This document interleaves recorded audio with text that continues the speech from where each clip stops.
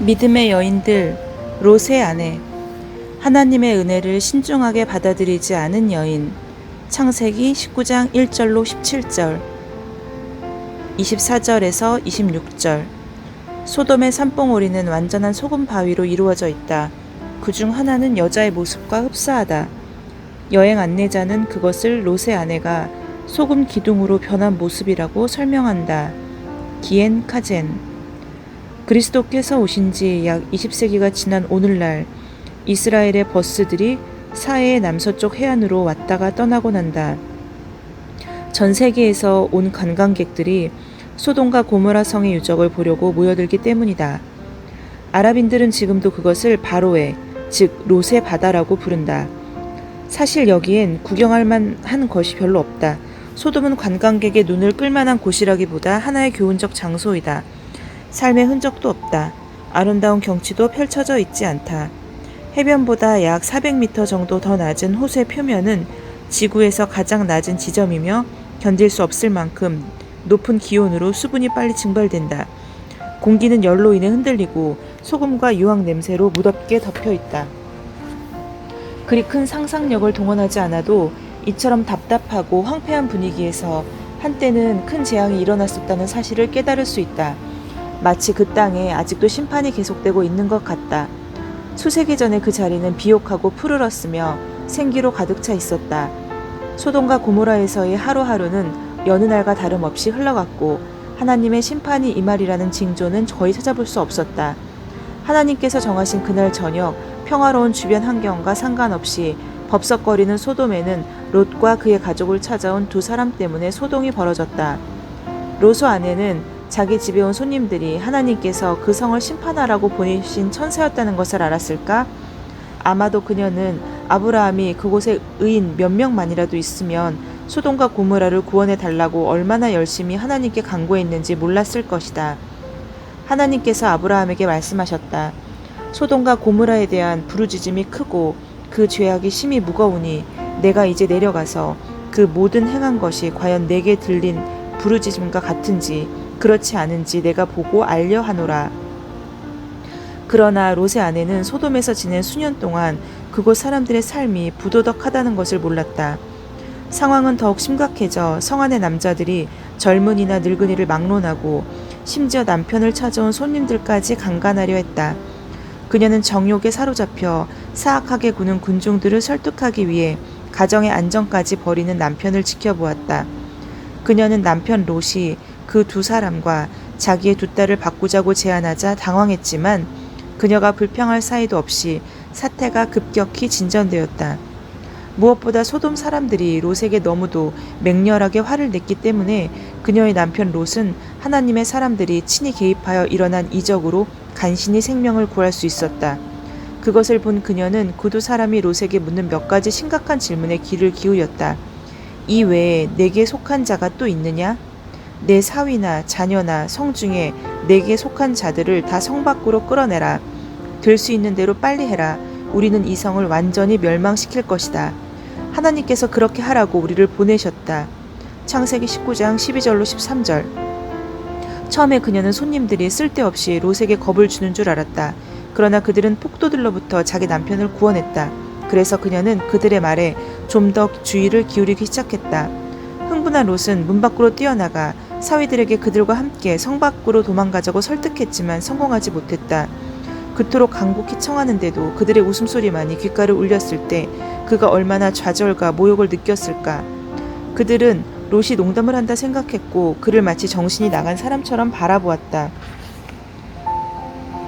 롯의 아내는 남편이 밖에 나가 있는 동안 날이 셀 때까지 겨우 몇 시간밖에 눈을 붙이지 못했다. 그렇게 새벽이 밝아오자 두 방문객은 성급하게 외치며 그녀의 남편에게 말했다. 도망갈 수 있을 때 어서 빨리 이 성을 빠져나가시오. 그렇지 않으면 당신들은 이 성과 함께 멸망할 것이오. 그녀는 잠시 망설이며 옆에 있던 남편과 딸들과 집을 돌아보았다. 내가 왜 이 집을 떠나야 하지? 그리고 자기 자신에게 물어보았다. 이 성에서 이 집에서 사는 게 좋지 않을까? 나는 이곳이 익숙해. 남편은 시위원회에서 존경받는 위치고 두 딸은 약혼까지 했어. 여느 때처럼 순조로운 일상이고 아무것도 달라진 게 없는데 왜 하나님의 심판이 지금 우리에게 내리는 거지? 롯의 아내가 수년 전 롯과 함께 메소포타미아를 떠나왔는지, 그보다 훨씬 뒤 소돔에서 롯을 만나 결혼한 것인지에 대해서는 그녀의 배경과 이름처럼 지금까지도 잘 확인되지 않는다. 하지만 그녀가 소돔에서 태어났든 그렇지 않든 그 성이 그녀의 생각을 지배하고 있었다. 즉 그녀는 소돔에 애착을 느끼고 있었다. 성경에는 그녀가 하나님과 개인적인 관계가 있었는지 없었는지에 관한 기록이 없다. 하지만 그녀는 롯과의 결혼으로 성경에서 믿는 모든 자의 조상이라고 부르는 아브라함에 가까운 친척이 되었다. 아브라함과 사라는 소돔과 매우 가까운 헤브론에 살고 있었다. 틀림없이 그녀는 그들을 만났을 것이며 그들을 통해 하나님에 대해서 들었을 것이다. 그녀의 남편 롯 역시 여호와 하나님을 알고 있었다. 그러나 그가 소돔에 점점 애착을 갖는 만큼 하나님으로부터 점점 멀어져 갔다. 그때 하나님께서 결단을 내리셨다. 하나님은 소돔의 사악함을 더 이상 방치할 수 없었다. 사악하고 부끄러움을 모르는 수많은 죄로 인해 그 성을 심판하셔야 했다. 그러한 진노에도 불구하고 하나님의 마음은 롯의 아내와 그의 가족을 향해 움직이셨다. 하나님께서는 이미 그 성을 향하고 있는 죽음의 발톱에서 그녀를 구원하기 원하셨다. 참으로 그녀는 구원받을 자격이 없었지만 하나님께서 그녀에게 은혜를 내려주시고 호의를 베풀기 원하셨다. 심지어 하나님의 천사들을 문 밖에 보내셔서 멸망에서 제외될 몇몇 사람을 구원하려 하셨다. 하지만 그녀는 머뭇거렸다. 천사들은 초조하게 그녀가 움직이기를 기다렸고 결국 더 이상 머무를 수 없는 순간이 왔다. 하나님의 진노의 잔이 마지막 방울까지 넘칠 만큼 가득 차 있었다. 그들이 기다리는 순간순간이 그들의 생명을 위협하고 있었다. 하나님께서는 롯과 그의 가족을 구원하시기 위해 할 수 있는 모든 일을 하셨다. 주님을 향한 롯의 사랑이 식었지만 하나님께서는 여전히 그를 의인으로 간주하셨다. 가족들은 이제 하나님의 사자들에게 귀를 기울이고 그들의 경고를 마음에 받아들여야 했다. 즉 그들은 죄의 도성을 떠나야 했다. 갑자기 천사 하나가 롯의 아내의 손을 잡고 대문 밖으로 끌고 나갔다. 그리고 계속 그녀에게 권고했다. 뒤를 돌아보지 말고 계속 앞을 향해 나가시오. 산으로 빨리 도망가서 멸망당하지 않도록 조심하시오. 롯과 그의 가족이 집을 떠나 소돔에서 조금 떨어진 교회에 다다랐을 때 롯은 가까이 있는 조그마한 성 소알에 머무르게 해달라고 부탁했다. 천사들은 그의 부탁을 들어주었다. 그리고 조금도 시간을 낭비하지 않도록 그를 재촉했다. 빨리 소알로 도망하라. 내가 안전할 때까지는 우리가 아무 일도 하지 않을 것이다. 롯과 그의 가족은 소알을 향해 떠났다.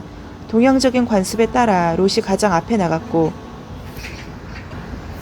그의 아내는 몇 걸음 뒤에서 따라갔다.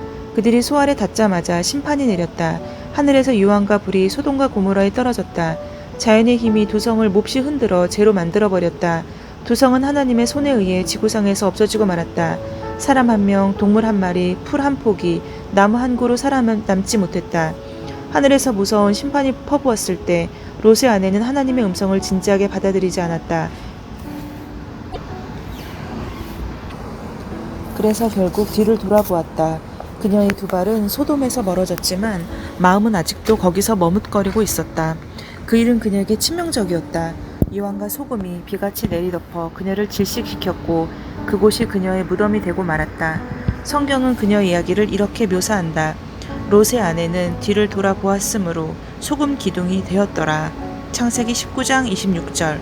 하나님께서 제 시간에 그녀에게 경고하셨기에 그녀는 충분히 죽음을 면할 수 있었다. 그러나 그녀는 하나님의 경고를 신중하게 받아들이지 않았다. 그와 같이 하나님의 은혜를 경시한 것은 매우 큰 잘못이다. 다윗의 말에 빌리면 그녀는 하나님과 하나님께서 행하신 일을 생각하지 않았다. 이사야의 말도 그녀에게 적용될 것 같다. 악인은 은총을 입을지라도 의를 배우지 아니하며 정직한 자의 땅에서 불의를 행하고 여호와의 위엄을 돌아보지 아니하는도다. 이사야 26장 10절. 은혜를 소홀히 여긴 대가로 그녀는 결국 자신의 생명을 잃었다. 그녀는 하나님께서 자신을 구원하시도록 허용하지 않았다. 하나님께서 그녀를 향해 내미신 구원의 손길을 받아들이지 않았다. 그녀는 소돔의 죄 때문이 아닌 순종하고 믿음으로 행하려 하지 않았기 때문에 죽었다. 그녀는 하나님의 은혜를 헛되게 받아들였다. 고린도후서 6장 1절. 훗날 예수님은 그녀를 경고의 본보기로 삼으셨다. 즉 임박한 마지막 심판을 두고 제자들에게 이렇게 말씀하셨다. 롯의 철을 기억하라. 누가복음 17장 32절. 롯의 아내는 구원받을 수 있는 기회를 놓쳐버렸다. 그녀의 운명이 결정되고 말았다. 하지만 그녀의 이야기를 읽은 사람들이 하나님의 은혜를 기꺼이 받아들인다면 그녀에 대한 기억은 축복이 될 수 있다. 예수 그리스도 안에 충만한 은혜가 있다. 에베소서 1장 7절로 8절. 예수님을 믿는 사람들은 분에 넘치는 하나님의 은혜를 선물로 받는다. 에베소서 2장 8절. 성경의 기록을 신중하게 받아들이는 모든 사람에게는 희망이 있다. 그러므로 우리는 들은 데서 더욱 유념함으로 우리가 흘러 떠내려가지 않도록 함이 마땅하니라. 천사들을 통하여 하신 말씀이 견고하게 되어 모든 범죄함과 순종하지 아니함이 공정한 보응을 받았거든 우리가 이같이 큰 구원을 등한히 여기면 어찌 그 보응을 피하리요. 이 구원은 처음에 주로 말씀하신 바요 들은 자들이 우리에게 확증한 바니. 히브리서 2장 1절로 3절. 아멘. 오늘 아침에 롯의 아내의 이야기를 함께 나누었습니다. 우리 역시 구원받을 자격이 없지만 하나님께서 우리에게 은혜를 내려주시고 호의를 베풀어주고 계십니다. 그리고 분명 어떠한 방식으로든 우리에게 그 은혜를 헛되게 받아들이지 말라고 계속 경고를 해주십니다. 우리는 구원받을 수 있는 기회를 놓치지 말고 그것을 받아 하나님의 나라로 함께 들어갈 수 있는 그러한 성도가 되었습니다. 우리는 롯의 아내의 교훈을 남의 일로 받아들이지 않고 히브리서 2장 1절로 3절에 나온 것처럼 우리의 일로, 그리고 우리가 흘러 떠내려가지 않도록 오늘 하루도 롯의 아내의 이야기를 가슴에 간직하면서 주님 안에서 평안을 누리는 하루가 되시기 바랍니다. 샬롬.